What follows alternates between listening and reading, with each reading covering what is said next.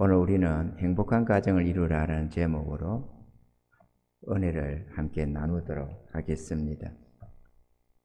이 시대는 결혼을 안 하고 홀로 사는 독신주의자들이 점점 많아지고 있는 것 같습니다. 이유를 가만히 생각해 보면 이기주의가 팽배하고 죄악이 관영하다 보니까 결혼에 실패하고 고통하는 사람들이 우리 주변에 점점 많아지기 때문이라고 생각됩니다. 우리나라의 경우에 결혼을 한 두 가정 중에 한 가정이 이혼을 한다고 할 정도로 이혼 사례가 크게 급증을 하고 있는 것을 볼 수 있는데요. 이 같은 현실에 비춰볼 때 결혼을 하고서 실패하고 후회하는 것보다는 조금 외롭고 부족하더라도 독신주의로 살려고 하는 이러한 모습을 우리가 어쩌면 당연히 생각해야 되지 않을까 생각도 되어집니다. 그리고 또 하나는 사람은 종족 보존, 자기의 분신을 남기고 싶어 하는 본능이 있기 마련입니다. 그런데 시대적으로 가만히 볼 때 부모가 자식을 낳고 온갖 희생과 정성을 쏟아부어서 자식을 길렀어도 그 자식들에게 배반당하는, 배척당하는 부모들이 주변에 무수하게 나타나는 것을 볼 수가 있습니다.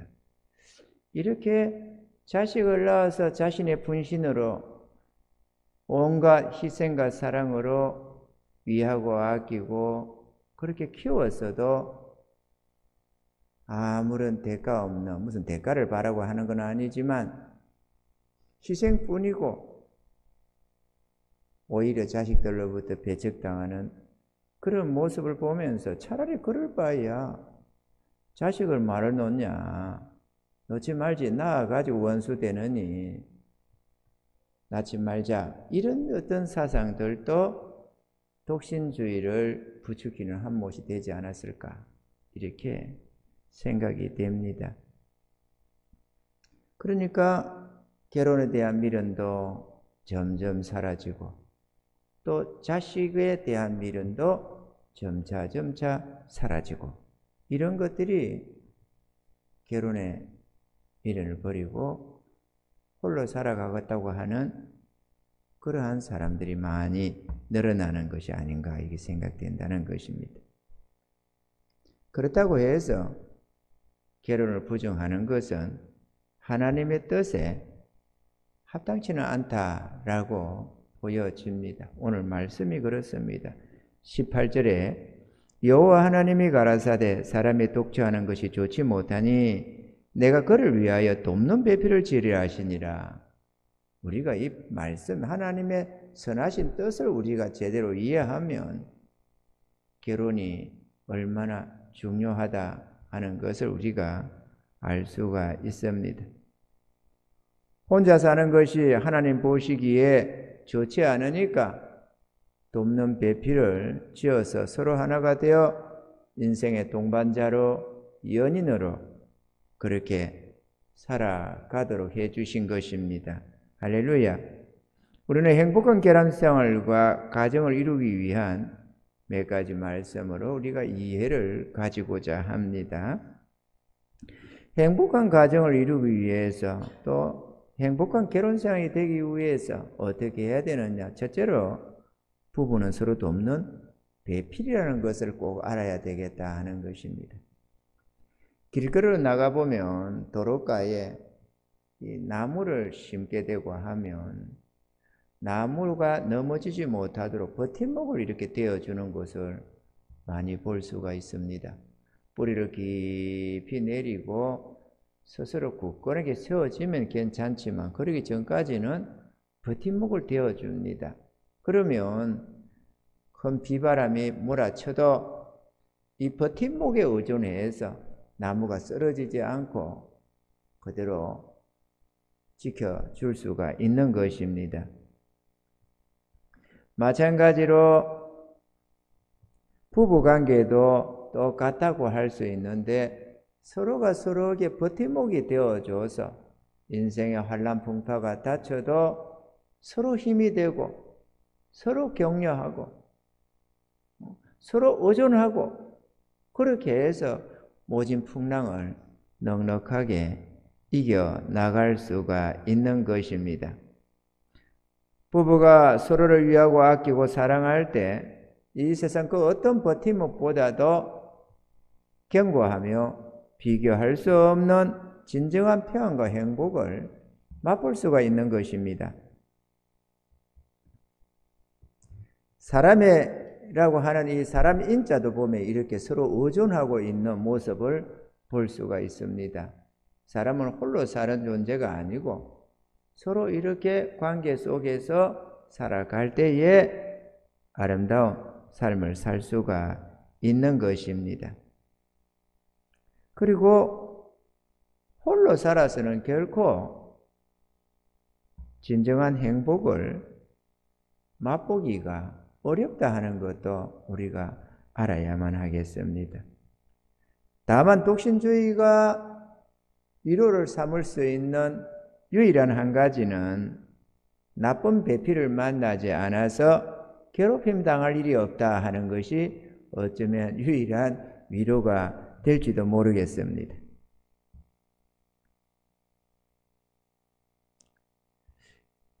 부부는 서로 돕는 배필입니다. 서로 위하고 아끼고 사랑해서 서로 돕고 서로 위하고 그렇게 해서 인생을 행복하게 살아가라고 힘있게 살아가라고 그리고 우리 하나님이 한 사람을 둘로 나누어서 이렇게 지어주신 줄로 믿으시기 바랍니다.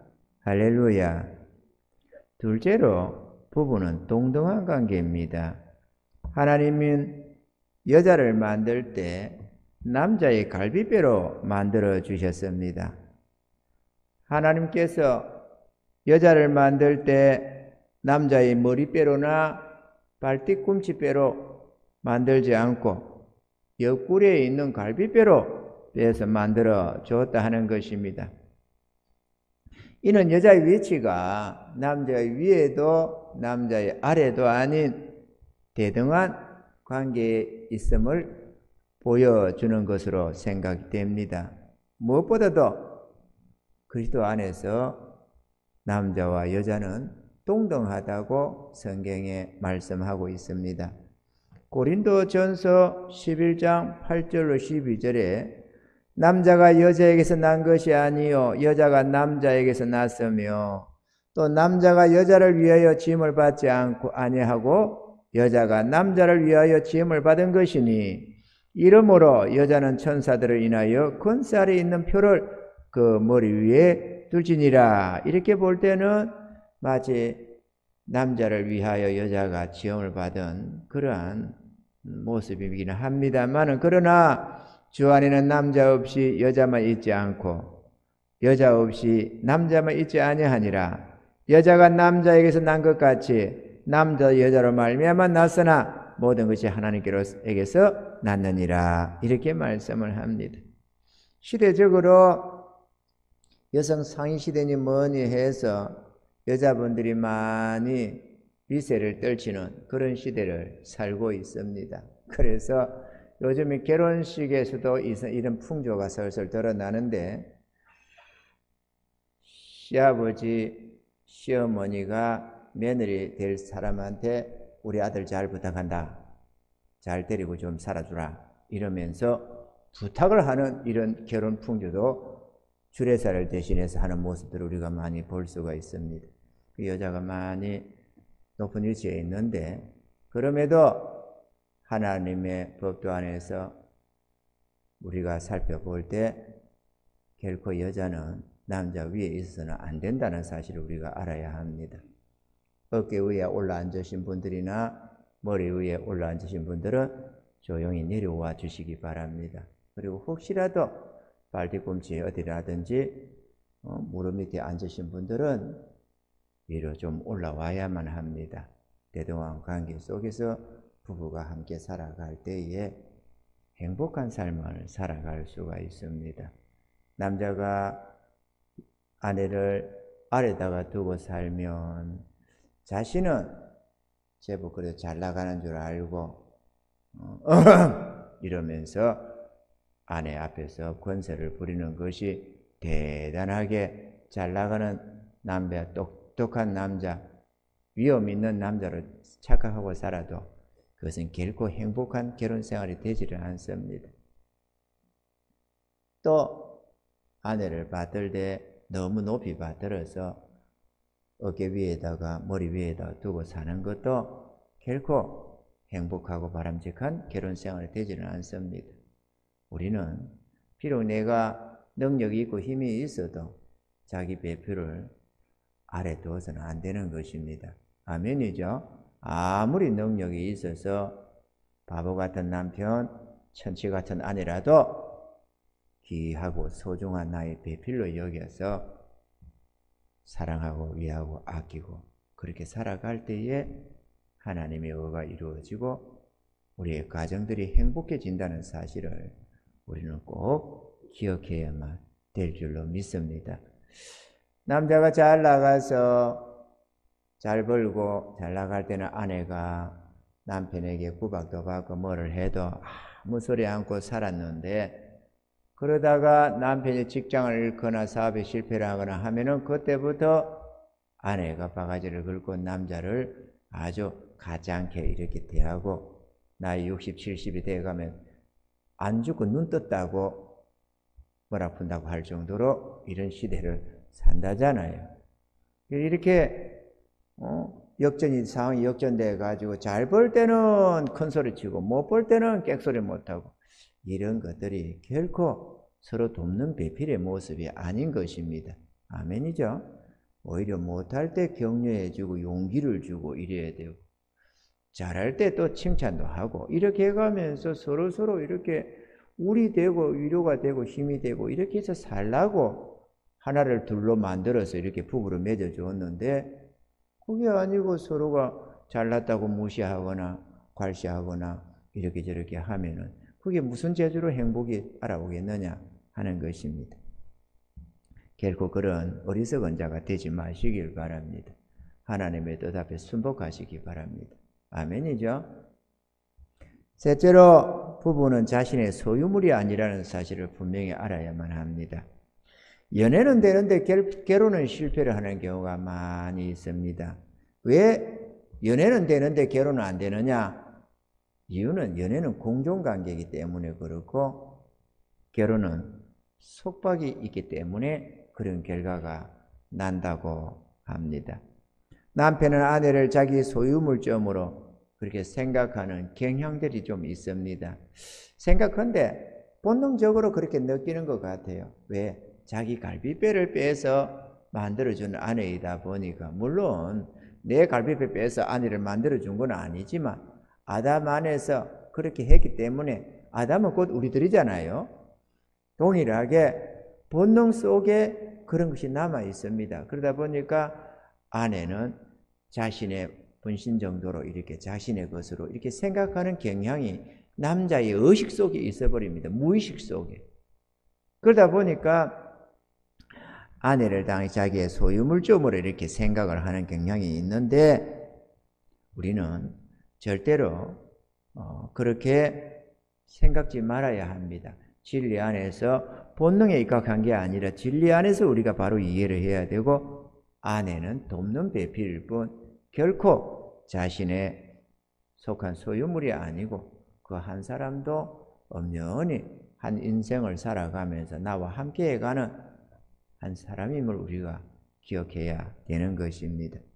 그래서 부부는 서로가 서로의 소유물이 아니라는 사실을 분명히 해야 합니다. 그러므로 나의 소유가 아니니 너무 과도한 간섭이나 자기 주장이 있어서는 안 되는 것입니다. 간섭, 주장, 우리가 흔히 가정에서 볼 수 있습니다만 그것은 심히나 결혼을 깨뜨리고 행복한 삶을 방해하는 요소가 되는 것입니다. 간섭과 주장을 하게 되면 상대 배우자의 자유함과 평안을 죄다 빼앗아 버리게 되는 결과를 초래해서 결코 행복해지지가 않습니다. 아멘이죠? 아내가 불행한데 남편이 행복할 수 없습니다. 또 남편이 불행한데 아내가 행복할 수 없습니다. 만약에 상대방이 불행하고 고통하는데 내가 행복하다면 그거는 사랑의 관계는 절대로 아닙니다. 원수의 관계는 돼도 사랑의 관계는 절대로 그럴 수가 없습니다. 사랑의 관계가 되면 상대방의 행복이 나의 행복이 되고 상대방의 고통이 나의 고통이 되기 때문에 그렇습니다. 요즘에 좀 저희 집사람이 한 번씩 가다 몸이 좀 피곤하고 힘들어하고 아플 때가 있습니다. 그러면 저 자신이 이런 생각이 수없이 듭니다. 저 고통 내가 좀 가졌으면 좀 나눠 가졌으면 참 좋겠다. 이런 생각들을 말이죠. 아내의 얼굴에 행복하기를 바라고 기쁨이 있기를 바라고 그것이 아내 사랑하는 남편들의 한결같은 마음일 것입니다. 또 아내들 또한도 남편이 좀 더 힘있게 용기 있게 또 기쁨 중에 그렇게 살아가기를 소망할 것입니다. 그게 좋은 아내들의 모습이 될 것입니다. 아멘이죠? 부부는 소유물이 아닙니다. 그러므로 아내가 남편을 주장하지 말아야 되고 남편도 아내를 주장하지 말아야 합니다.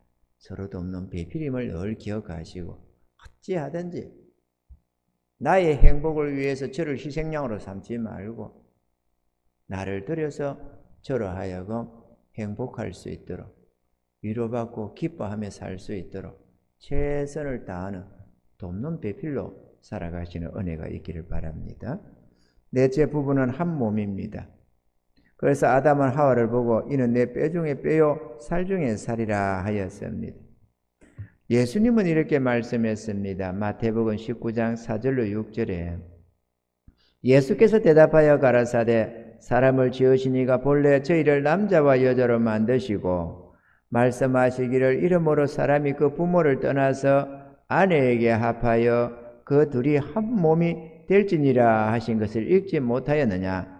이러한즉 이제 둘이 아니요 한 몸이니 그러므로 하나님이 짝지어 주신 것을 사람이 나누지 못할지니라 이렇게 말씀을 했습니다. 부부가 이렇게 저렇게 좋아서 결혼을 했었어도 결국은 하나님이 짝지어 준 것이다 라고 주님은 분명하게 말씀을 하십니다. 어떤 이유로 우리가 부부로 인연을 맺었든지 하나님이 그게 축복하시고 짝지어 주셨다는 것을 우리는 기억을 해야 합니다. 아멘이죠? 초등학교 같은데 운동회 때 보면은 두 사람이 발을 한쪽서 묶어가지고 달리기를 하는 경우가 있습니다.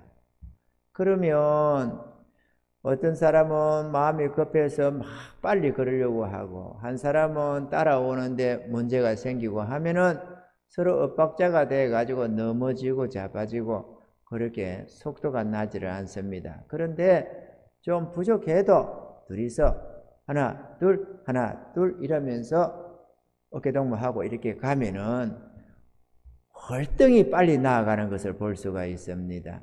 부부는 이와 같습니다. 부부는 한 사람이 조급해서 상대방을 딱달 친다고 되는 종류가 아닙니다. 아무리 급해도 상대방이 따라올 때까지 기다려줘야만 하고 함께 마음을 맞춰서 같이 가야 합니다. 그래야 빨리 가고 궁극적으로 멀리 나아갈 수가 있는 것입니다. 아멘이죠? 부부의 인생살이가 이와 같은 원리를 작용합니다. 마음을 같이 하고 뜻을 같이 해야 합니다. 마음과 뜻을 같이 하는 것. 너는 너, 나는 나로 살아가는 가정이 얼마나 우리 주변에 많이 있습니까? 그러나 부부는 하나입니다. 하나인데 어떻게 너는 너, 나는 나로 살아갈 수 있습니까? 그거는 진정한 부부의 삶이 못 됩니다. 그거는 실패하는 부부 생활일 뿐이고 비록 이혼을 안 하고 평생을 같이 살았어도 그거는 실패한 부부 생활이지 불행한 부부 생활이지 행복한 부부 생활은 절대로 아닙니다. 행복한 부부는 마음과 뜻을 같이 한다는 사실을 기억하시기 바랍니다. 또 삶의 목적을 같이 해야 합니다. 저 사람 계획이 다르고 내 계획이 다르고 저 사람의 삶의 의미가 다르고 내가 다르면 하나가 될 수가 없습니다. 그렇기 때문에 우리가 삶의 목적도 같이 해야 됩니다. 또한 부부가 한 몸을 이루기 위해서는 관용하고 사랑하는 노력이 정말로 필요합니다. 서로 모르던 사람의 인연을 맺어 살면서 한 지붕 밑에서 한솥밥 먹는다고 해서 마음이 꼭 일치가 되는 것은 아닙니다. 교육이 다르고 자라나는 환경이 다르고 생각이 다르고 관점이 다르기 때문에 하나 되기가 어렵습니다. 그렇기 때문에 이해해 줘야 하고 또 이해시키는데 노력을 기울여야 합니다. 여러분, 이해시키는데 노력해 줘야 된다.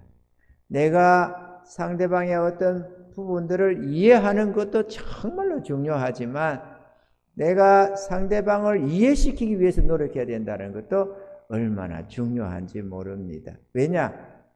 자꾸 오해가 생기고 곡해가 생기기 때문에 오해, 곡해하는 일이 없도록 끊임없이 나의 생각이나 뜻을 상대방에게 전달을 잘 해주는 것이 필요하다는 것입니다.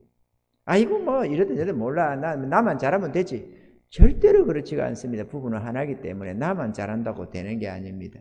그렇기 때문에 나의 지금 이 생각이 나의 이 행위가 이런 이유에서 이루고 있어. 이해해줘요. 이렇게 상대방에 자꾸 나의 뜻을 주장하라는 말이 아니고 그거는 주장이고 그런 거는 가정을 깨부수는 요소니까 주장하라는 게 아니고 나의 생각을 제가 오해하지 않도록 계속 이해를 시켜줄 필요가 있다는 것입니다. 아니 난 말하기 싫어. 나는 그런 거 싫어. 이런 것처럼 어리석은 게 없습니다. 부부는 노력해서 행복을 이루는 것이지 내 기분대로 감정대로 그냥 살아서 행복이 저절로 맺혀지는 게 아닙니다. 행복이란 노력의 열매입니다. 더 내가 힘써 노력해서 맺는 열매가 행복인 건데 그걸 알지 못하고 많은 사람 가정에서 부부가 서로 행복을 내놓으라고 아내는 남편에게 행복을 내놓으라고 닥달을 치고 남편은 아내에게 행복을 요구합니다. 그러다가 행복이 안 된다 싶으면 불행하다 싶으면 그냥 헤어지려고 생각하고 딴 남자, 딴 여자를 만나보려고 생각을 합니다. 그러나 천사람, 만사람을 만나서 결혼을 해도 절대로 그런 자세로는 행복을 얻지 못합니다. 왜냐? 행복은 수고로 맺는 열매이기 때문에 그렇습니다. 아멘입니까? 행복은 열매입니다. 행복은 그냥 누구한테 있는 거 뺏어온다고 될 종류가 아닙니다. 부부는 자존심 싸움을 하지 말아야 합니다. 이겨서 손해보는 것은 부부 싸움뿐이라고 말을 합니다. 이겨서 손해보는 것, 부부 싸움. 그렇기 때문에 부부는 절대로 이기려고 하지 말아야 하고 자존심 싸움을 하지 말아야 합니다. 잠언서 19장 11절에 노하기를 더디하는 것이 사람의 설기요 허물을 용서하는 것이 자기 영광이니라 했습니다. 부부간에는 서로의 흉음을 떨쳐내지 말아야 하고 상처받을 말은 절대로 삼가해야 합니다. 금기어로 삼아야 될 말들이 부부지간에는 반드시 있기 마련입니다. 그런 것들을 삼가 조심해서 어떠한 상황, 어떠한 화가 날지라도 상처 주는 말은 절대로 하지 말아야 하는 것입니다. 잠언서 10장 12절에 미움은 다툼을 일으켜도 사랑은 모든 허물을 가리느니라 이렇게 말씀했습니다. 상대방의 허물을 덮어주고 가려주는 것이 행복을 이루어내는 비결이라는 사실도 우리가 알아야 합니다. 많은 경우에 부부가 서로 상대방의 흉허물을 지적질을 합니다. 당신 이게 문제야. 이거 고쳐야 돼. 이거 당신 이거 알지? 이거 지금 몇 번째야? 고쳐. 이렇게 당신은 이런 것 이래가지고 되겠어? 이러면서 서로 지적질을 하면서 상대의 자존감을 무너뜨립니다. 그런데 이런 잘못을 지적해서 고칠 수 있는 요소가 없다는 게 문제입니다. 사람은 지적받아서 고쳐지는 게 아닙니다. 지적받아서 고쳐지는 게 아니라 위하고 격려하고 용기를 줄 때에 고쳐지는 게 우리 인간의 모습입니다. 그러니까 지적해가지고 고칠 것 같다면 지적질을 어마어마하게 해야지. 성경에도 네 사랑하는 자를 지적질해라 이렇게 돼 있지. 그러면은 뭐 얼마나 좋겠어요. 막 지적을 해야 되는 거지. 눈에 불을 켜고 잘못을 찾아가지고 막 이것도 저 사람 이거 잘못이네, 이것도 단점이네, 저것도 결점이네, 저거 허물이네, 이래 찾아내가지고 막 적어서 목록을 해가지고 주지. 왜 안 적어서 그러면 완벽해질 텐데. 근데 절대로 지적질 해가지고는 안 고쳐집니다. 어떠한 경우에도 안 고쳐집니다. 지적질은 소용이 없습니다. 백해무익한 거고 사단이가 삭삭삭삭 야 저거 고치면 저것만 고치면 내 행복할 수 있잖아. 저거 고치면 너 좋겠지. 이러면서 지적질을 해야 되는 겁니다. 이게 상대를 위해서 하는 게 아니야. 손지를 위해서 지적질을 하는 것이지. 아멘입니까 여러분? 지적은 상대방을 위해서 하는 게 아닙니다. 상대방을 위하려면 오히려 칭찬하고 뭐하고 나 이런 거 좀 있는데 당신 진짜 대단한 사람이야. 대단한 여자야. 내가 보면 당신은 진짜 대단한 남자야. 이렇게 하면 오히려 좀 황송한 마음이 들어가고 아니 나는 이런 단점도 있고 저런 아이고 사람 단점 없는 사람은 어디 있어요. 그건 그 단점 당신 그거 있다지만 당신 진짜 대단해. 이러면서 해가면은 사람이 기분이 좋아져가지고 그래 내가 이것도 없애버리자 이래가지고 자기 아내를 위해서는 남편을 위해서 그것도 없애고 이러면서 점점 더 좋아지는 것이지 스스로가 결단하고 소원을 삼고 상대를 위해서 나의 그 단점을 없애라고 애를 쓰고 그래야만 없어지고 그나마 하나님의 도우심 속에서 없어지는 것이지 지적질을 해가지고 어떻게 없어집니까? 그건 천하면서도 안 없어집니다. 여러분 지적질하고 없어지는 게 아니고 점점 더 틈이 이렇게 처음에 금이 살 실금이 같던 게 지적질을 해대미 시작하면 이렇게 살살 이렇게 벌어지면서 점점해서 이러면 갈라서는 겁니다. 나는 도저히 당신하고 못 살아. 열심히 지적질 했는데 그냥 못 산다. 딱 갈라서는 겁니다. 헤어지고 싶으면 지적질을 많이 하십시오, 여러분. 그것도 성질 내서 지적질 안 해도 됩니다. 조용히 지적질 해도 좋습니다. 지적질만 많이 하면 무조건 가정은 깨진다. 여러분 이거를 기억하셔서 나 저 사람하고 도저히 살 수가 없다 헤어지자 이렇게 결심이 서면은 지적질을 해야 되기 시작하면 됩니다. 여러분 이거 비밀인데 이거 목사가 할 말은 아닌데 지적질을 많이 하시기 바랍니다. 그래 사사건건 지적질하고 심지어는 걷는 걸음걸이도 그렇게 해서 걸어가지고 모양이 안 나니 폼이 안 나니 그런 거 혹시 미장 가서 머리를 잘못 깎고 하든 미용수가 잘못 깎은 건데도 머리를 그따구로 깎고 댕기냐는 둥 좌우지간에 지적질을 많이 하시면 됩니다. 그러면 무조건 깨집니다. 그러나 행복한 가정을 이루려면은 칭찬을 많이 해야 됩니다. 지적질이 절대 안 좋습니다. 할렐루야! 자존심을 건드리면 안 된다는 거 꼭 기억하시기 바랍니다. 부부는 서로 간에 자존심을 내려놔야 합니다. 자존심을 내려놔야 됩니다. 생각해 보세요. 부부가 하나인데 한마음 한뜻으로 살아가는 게 부부인데 둘이 하나 되어 살아가는 것인데 그 서로가 자존심을 가지고 살면은 절대로 하나가 안 되잖아요. 나의 자존심, 너의 자존심 따로 가지고 있어가지고는 절대가 하나가 안 되져요. 상대의 자존감을 세워주는 건 괜찮지만 내 자존심을 내세워서는 절대로 안 됩니다. 자존심 싸움만큼 불행해지는 게 없어요. 부부 싸움에. 그런데 자존심을 챙기면은 부득불 다툼이 일어납니다. 나의 자존심을 챙기다 보면 상대방을 공격할 수밖에 없습니다. 그래서 사람은 연약해서 실수를 하거든요. 본의 아니게 상대방의 자존심을 건드릴 때가 가끔 놓은다 이거죠. 서로 간에. 그런데 그때마다 발끈해가지고 공격을 하면은 당신은 이러면서 공격을 하면은 이거는 문제가 생기잖아요. 심지어는 상대방이 좋은 의도로 말한다는 게 상대방의 자존감을 건드리는 경우도 있어요. 그런데 그때마다 발끈발끈 하면 안 되잖아요. 그렇기 때문에 자존심을 내려놔야 됩니다. 특히나 남편들은 더 말할 것도 없습니다. 남편들은 자존심 내려놔야 됩니다. 행복을 위해서 또 사랑하는 아내를 위해서 자존심은 내려놔야 됩니다. 자존감을 내려놓는 게 아니고 자존심을 내려놔야 됩니다. 그래서 좀 상처가 되고 찌릿하고 아파와도 꼭 참고 자존심을 내려놓아 버리면은 그것은 살며시 사라져 버립니다.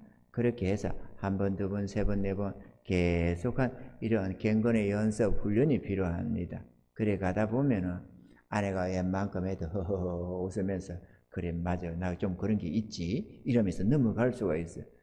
이런 훈련들이 되어가면서 이런 노력들이 하나하나 쌓여서 행복한 가정을 이룬다는 사실을 꼭 기억하시고 또 아내들 또한도 남편이 뭐라고 한다고 발끈발끈 하지 말고 자존심을 내려놓으시기 바랍니다. 부부는 하나입니다. 아멘이죠? 손이 발 앞에서 자존심 내세워서 격차를 두려고 한다든지 뭐 이런 눈이 뭐 다른 어떤 보고 배척을 한다든지 그래서는 안 되잖아요. 몸은 하나이기 때문에 같이 서로 보존하고 보호하고 그렇게 살아가는 것이거든요. 부부가 꼭 그와 같습니다. 그렇기 때문에 나 인생 따로 네 인생 따로 하면 자존심을 내겠지만 부부가 하나라는 걸 생각하고 어떻게든지 하나 되어 살아가야만 행복해지는 게 부부 생활이기 때문에 자존심은 반드시 내려놔야만 합니다. 자존심 상처받았다고 발끈하고 싸우지 말고 내려놓고 늘 마치 뭡니까 썰개 빠진 인간처럼 부부지간은 그렇게 살아가는 게 좋습니다.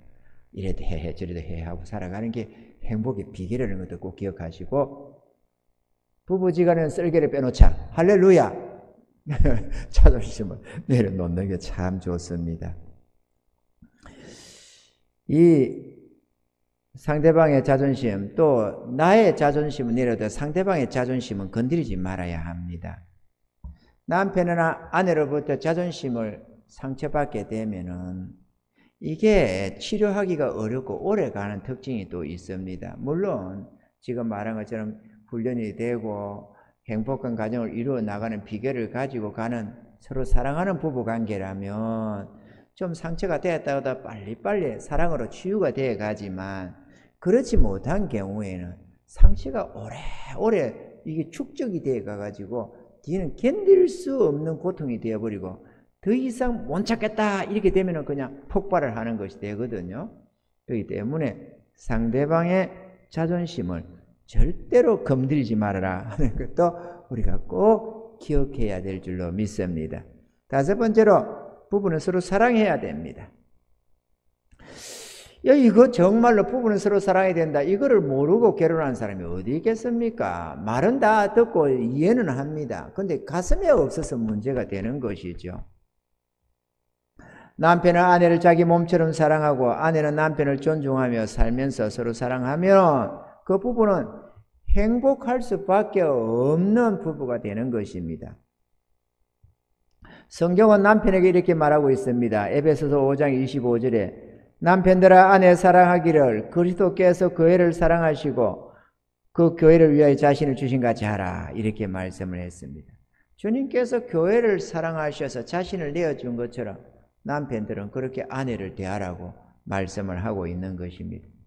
그래서 부부가 서로에게 헌신이 필요합니다. 주례사에 보면은 너는 당신은 누구는 누구에게 검은 머리가 파뿌리 되도록 뭐 괴로울 때나 슬플 때나 즐거울 때나 행복할 때나 늘 함께할 것을 약속하느냐 이렇게 하면 아멘 이래가지고 결혼을 합니다. 그런데 그거는 말뿐이고 마음이 없어요. 우리가 인간이 이기적이고 정욕적으로 태어났기 때문에 그게 쉽지가 않습니다. 그러면 어떻게 하면 부부가 하나 되어 살 수가 있느냐? 비결은 상대방이 헌신해버리는 겁니다. 우리가 주님께 헌신해서 일생을 주님 것으로 살아가는 것처럼 부부는 서로에게 헌신이 필요합니다. 남편은 아내에게, 아내는 남편에게 일평생 저를 위해, 저에게 나를 바쳐서 저만을 위해서 살리라라고 하는 헌신이 필요합니다. 그렇게 헌신하고 나면은 일생 동안에 남과 비교도 안 하게 되고 오직 그 아내를 위해서 그 남편을 위해서 헌신 봉사하며 살아갈 수가 있습니다. 그러기 전에는 자꾸 곁눈질이 나와가지고 옆집 남자, 옆집 여자가 돌아 보이고 뭐 TV에 이쁜 모습이 보이면 그게 돌아 보이고 자꾸 그렇게 됩니다. 인간은 그렇게 되게 되어 있습니다. 그거를 방지하는 유일한 길은 기대기 잡아 당길 종류가 아니고 스스로가 남편에게 아내에게 헌신하는 겁니다. 여러분, 아유 우리 그렇게 살아요. 그럴지 모르겠습니다만 그렇게 사는 가정은 그렇게 많지가 않습니다. 아니 전능자 하나님 앞에도 헌신이 안 돼가지고 자기 고집대로 살려는 거인들이 얼마나 많은데 자기 남편을 위해서 자기를 희생해요? 자기를 헌신합니까? 자기 아내를 위해서 자기를 헌신합니까? 그렇게 사는 가정이 별로 없어요. 그러니까 너는 너 나는 나로 살려고 하는 것이죠. 그런데 헌신은 해야 합니다. 경험상에서 딱 볼 때 헌신이 필요합니다. 나를 주는 겁니다. 자기에게. 그냥 좀 이렇게 하는 게 아니라 나의 일생을 저를 위해서 살기로 작정하고 나를 바쳐버리는 겁니다. 그게 헌신입니다. 이해가 되시죠? 우리가 주님께 나를 헌신한 걸 생각하면 무슨 말인지 이해가 될 겁니다. 나를 저 사람에게 줘버리는 겁니다. 저 사람을 위해 살겠다는 거예요. 일생을 저를 위해서만 살겠다는 거예요. 저 한 사람만 바라보고 내가 일생을 살아가리라 이렇게 결심하고 나를 헌신을 하면은 그때부터 주인 말 잘 듣는 말처럼 자기 아내만을 쳐다보게 되고 남편만을 바라보게 됩니다. 그렇게 헌신하셔야 됩니다. 결혼식 때 주례사 앞에서 네! 이렇게 큰 소리 쳤다고 해서 그게 된 게 아니고 실질로 이걸 깨닫고 자기를 아내에게 남편에게 헌신해서 살아가면은 그 다음부터는 진정으로 아내를 위하고 남편을 위하여 살아갈 수가 있습니다. 그렇게 꼭 하시기를. 지금까지 만약에 안 한 부부가 있다면 이제라도 늦지 않았으니까 나의 남은 생에 몇 년 얼마나 살지 모르지만 내가 지금 나이가 몇이지만 그럼에도 내가 지금까지 내가 그렇게 생각 안 하고 살아왔는데 지금부터는 잘났든 못났든 내 남편에게 내 아내를 위해서 나를 바쳐야 되겠다 이렇게 해서 헌신을 딱 하시기 바랍니다. 그러면 그때부터 진짜 한마음 한뜻으로 살아갈 수 있는 길이 열리기 시작하는 것입니다. 할렐루야. 사랑은 부부를 하나 되게 합니다. 에베소서 4장 1절로 3절에 그러므로 주 안에서 같이 내가 너희를 권하노니 너희가 부르심을 입은 부름에 합당하게 행하여 모든 겸손과 온유로 하고 오래 참음으로 사랑 가운데서 서로 용납하고 평안에 매는 줄로 성령이 하나 되게 하신 것을 힘써 지키라 그랬습니다. 이 하나 된다는 게 얼마나 중요하냐. 이것은 우리가 이 창세기 11장의 바벨탑 사건을 기억하면 좀 이해가 될 것입니다. 하나님이 언어를 혼잡케 해서 어느 누구도 둘이 하나 되지 못하도록 만들어 놨습니다. 왜냐? 각자가 하나님 앞에 홀로 나서게 하기 위해서 사람을 죄다 떨어뜨려 놨다는 겁니다. 그렇게 해서 모래 알갱이처럼 절대로 올라붙지 못하도록 이렇게 다 떨어뜨려 놨습니다. 서로 하나 되고 싶어도 될 수가 없습니다. 그런데 사랑하면 유일하게 하나가 될 수 있다는 겁니다. 교회도 서로 사랑하면 하나가 됩니다. 그래서 세상의 사랑은 모든 것을 뛰어넘어서 하나 되게 하는 아주 시멘트 같은 접착력을 가지고 있습니다. 부부는 사랑해야만 하나가 될 수 있습니다. 아멘이죠? 하나님이 언어를 혼잡해서 띄어놨지만 주님 안에서 서로 사랑함으로 하나가 되도록 공동체가 되도록 그렇게 하나님이 해놨습니다. 사랑하면 악을 행치 아니하고 율법의 완성이 되며 온전한 하나가 될 수가 있는 것입니다. 아멘이죠? 성도가 주님을 사랑하면 그때부터 주의 뜻을 헤아리기 시작하고 주님 앞에 순복하기 시작하고 주님의 기쁨을 위해서 살게 됩니다. 남편이 아내를 사랑하면 그때부터 아내를 위해서 생각하게 되고 아내의 낯을 살피고 제가 행복한가 마음이 편한가 어쩐가 늘 살펴보면서 그 아내의 기쁨, 아내의 슬픔, 아내의 고통에 나의 기쁨과 즐거움, 감사, 행복이 좌우되게 되기 때문에 사랑의 대상이 정말 중요합니다. 여러분 주님을 사랑하시고 여러분의 배우자를 사랑하시기 바랍니다. 아멘이죠? 사랑하면 내 기분이 중요한 게 아닙니다. 내 힘든 게 중요한 게 아닙니다. 사랑하는 그 대상이 지금 기쁘냐 안 기쁘냐가 중요한 관심이 됩니다. 우리가 주님을 진정 사랑하면 주님의 마음을 헤아리기 시작합니다. 주님, 제가 어떻게 하면 주님을 기쁘시게 해드릴까요? 주님이 불쌍한 영혼들을 탄식하고 살펴보고 슬퍼하시면 주님, 나의 생명 바치겠사오니 나를 들어 사용하셔서 저 불쌍한 영혼들을 구원하게 해주시옵소서. 어찌하든지 주님을 기쁘시게 하려고 마음을 쏟기 시작합니다. 아내를 사랑하고 남편을 사랑하면 어찌하든지 그 남편과 아내를 기쁘게 하기 위해서 온갖 노력을 다하고 희생을 다합니다. 이게 사랑의 능력입니다. 아멘이죠. 사랑하시기 바랍니다. 할렐루야. 논쟁이 일어났을 때에도 끝까지 옳고 그름을 따지지 말아야 합니다. 누가 옳고 누가 잘못했느냐 따지는 것이 중요한 것이 아니라 부부는 신뢰와 사랑이 중요한 것입니다. 그러므로 따지지 말고 누가 옳냐 그러냐를 따지지 말고, 이거 제가 전용이었거든요. 내가 전문으로 했던 사람인데 옳고 그름을 따져서 끝장을 보려고 하는 사람이 나였거든요. 근데 그것처럼 어리석은 짓거리가 없습니다. 옳고 그름이 중요한 게 아닙니다. 부부지간은 옳고 그름이 중요한 게 아닙니다. 누가 옳으냐가 중요한 게 아닙니다. 이해하고 사랑하는 게 중요합니다. 그래야 행복해집니다. 옳고 그름 따지면 따질수록 점점 잘 되는 게 아니라 점점 불행해집니다. 절대로 옳고 그름을 따지지 마시기 바랍니다. 할렐루야. 또 사랑의 관계에서 빼놓지 못할 것은 진지한 관심과 사랑입니다. 시간이 다 됐네요. 부부간의 무관심은 사랑하는 이에게 큰 상처를 남기게 됩니다. 네가 밥을 먹었든 안 먹었든 잠을 잘 자든 못 자든 아프든지 말든지 내가 알 게 뭐냐 이러면서 나는 관심 없다고 하는 것처럼 상대방의 커다란 고통을 안기는 게 없습니다. 그렇기 때문에 부부는 지극한 관심과 사랑을 가지고 살아야 합니다. 상대방에게 언제나 관심을 가지고 그렇게 하면은 30년, 40년, 50년을 살아도 권태기 같은 건 절대로 없습니다. 아멘이죠? 권태기, 그거는 관심과 사랑을 안 가진 자들이 하는 말입니다. 아이고, 하면, 아니, 결혼해서 이제 1, 2년 살아놓고 권태기. 정신 나간 것들 아니야. 무슨 권태기가 있어. 얼마나 관심과 사랑을 안 가지고 지 좋을 대로, 정욕대로 살았으면은, 아니, 몇 년 안 산데 권태기가 왜 와? 나 참 정신 나간 사람들이지. 근데 정신 나간 게 아닙니다. 죄인의 속성이 그래요. 그런데 권태기 없이 일평생 살려면 어떻게 하면 되느냐? 관심과 사랑을 쏟는 겁니다. 그러면은 아무리 오래 살아도 관심과 사랑 절대로 없습니다. 900년을 살아도 까딱 없습니다. 여러분. 믿으시기 바랍니다. 관심과 사랑을 가지시기 바랍니다. 관심과 사랑이 쏟아지면은 언제 봐도 가슴 설레고 언제 봐도 사랑스럽고 언제 봐도 좋습니다. 이 은혜를 누리시기 바랍니다. 얼마나 행복한 삶을 사는지 모릅니다. 꼭 기억하시기 바랍니다. 할렐루야!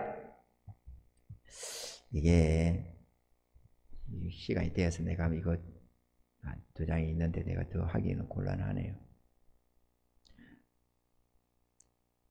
맞으면 이 부부지간에는 서로에 대해서 칭찬을 많이 해야 됩니다. 여러분, 이 돈으로 투자하지 않고 돈 없이도 큰 수익을 낼 수 있는 게 뭔 줄 아십니까? 돈 없이도 큰 수익을 낼 수 있는 투자. 칭찬. 칭찬은 자본이 안 들어도 돼요. 그냥 입만으로도 하는 건데, 근데 입에 발린 칭찬은 도리어 사람을 영 거시게 하거든요. 진심에서 나는 칭찬. 이 칭찬은 진짜 많은 수익을 내게 합니다. 칭찬이 많아야 됩니다. 할렐루야.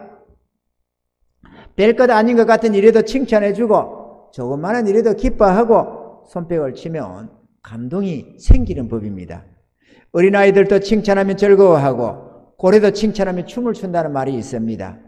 칭찬은 어린아이 때부터 가지는 인간의 기본 욕구 중에 하나라고 합니다. 그런데 어른이 된 후에는 점점 더 칭찬을 갈망하게 된다는 것이죠. 그래서 가정에서 아내는 아내대로 남편은 남편대로 서로에 대한 수고와 헌신에 감사하고 칭찬을 해야 되는 것입니다. 고마워요. 감사해요. 이게 처음에는 우리가 의지적으로 해야 됩니다. 인간의 속성상 그게 잘 안 되거든요. 그래서 칭찬을 의도적으로 하는 겁니다. 고맙다, 감사하다, 잘한다, 칭찬을 의도적으로 합니다. 그런데 이게 의도적으로 시작했는데 뒤 시일이 가면은 너무도 자연스러워지는 거예요. 알라보 이렇게 저절로 되듯이 말이죠. 그 저절로 되는 거예요, 그냥. 그래, 고마워요, 감사해요. 어쩌겠어, 가슴에서 고마운 생각이 자꾸 드러난다, 이거. 자꾸 올라온다, 이거죠. 그 마음속에서. 그러니까, 여보, 고마워요, 고마워요. 그러다 보면, 하면서 이럴 때가 있어요, 집 사람도. 아니, 뭐가 고맙다고 그래요? 어쨌든 다 고마워. 고마운 걸 어떻게 고마운 걸 고맙다고 해야지. 그러면 고마우면 되고. 이거 뭐, 어때? 나도 잘하는 게 있는데. 이러면서 상쇄시켜야 되겠어요?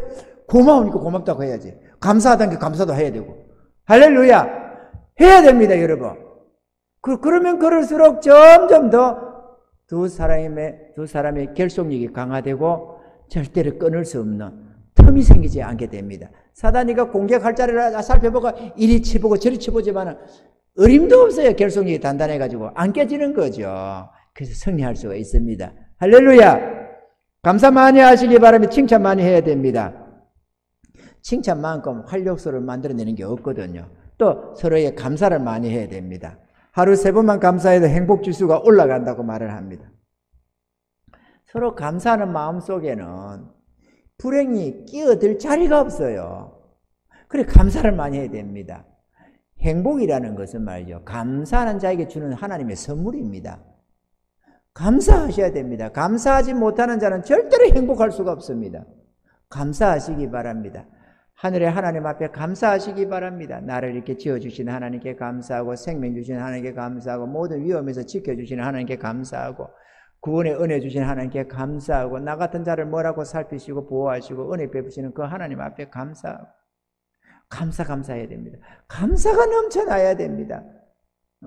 그래서 그 감사가 넘치면 주여 내가 무엇으로 보답할까요? 이런 생각이 자꾸 생기게 됩니다. 그게 내 하나님께로 나아가는 비결이 되고 은혜 있고 능력 있는 비결이 되고 복받는 비결이 되는 것입니다. 감사하셔야 됩니다. 또 부부지간에 감사 많이 해야 됩니다. 이래도 감사 저래도 감사가 많아야 됩니다. 가슴에서 우러나는 감사는 참으로 위대한 결과를 만들어냅니다. 감사하시기 바랍니다. 할렐루야. 사람에게 있는 결점은 눈 감아버리고 상대방에 있는 장점은 존중하고 칭찬하면 누구나 아름답고 행복한 결혼생활을 할 수가 있습니다. 이런저런 비결도 모르고 무조건 결혼해가지고 덜렁 나이 들었다고 결혼했다가 서로 좀 좋아 보인다고 결혼했다가 실패하는 그런 인생이 되지 말고 주님 안에서 믿음으로 결혼해서 행복한 삶을 살아야만 하겠습니다. 결론을 맺습니다. 이성의 남녀가 부부가 되어 함께 산다는 것은 결코 쉬운 일은 아닙니다. 어떤 분의 책에 부부는 화성과 수성에서 온 두 사람이 지구에서 함께 사는 것과 같다고 했습니다. 그러나 부부가 서로 노력하며 행복한 가정을 이루어가는 것이 결코 어려운 것만은 아닙니다. 주님의 사랑 안에서 언제나 상대를 위하고 아끼고 사랑하며 이런 노력을 하면 얼마든지 행복을 거두어낼 수가 있는 것입니다. 일평생 저만을 사랑하기로 결심하고 헌신하면 누구나 행복한 삶을 살 수가 있는 것입니다. 그러나 기억해야 할 것은 주님을 믿는 믿음 안에서 살아야 하는데 부부가 합심 단계를 해도 결코 해결할 수 없는 일들이 우리의 인생길에 항상 생겨나기 마련인 것입니다. 그래서 주님의 주를 믿는 믿음 안에서 둘이가 결합해서 주의 말씀 안에서 주의 사랑 안에서 하나가 되어 살아야만 영원히 견고한 그런 아름다운 가정을 이룰 수가 있는 것입니다. 우리를 부부의 인연으로 맺어주신 하나님 아버지께 감사와 찬송과 영광을 돌려드리게 되는 것입니다. 할렐루야. 기도합시다.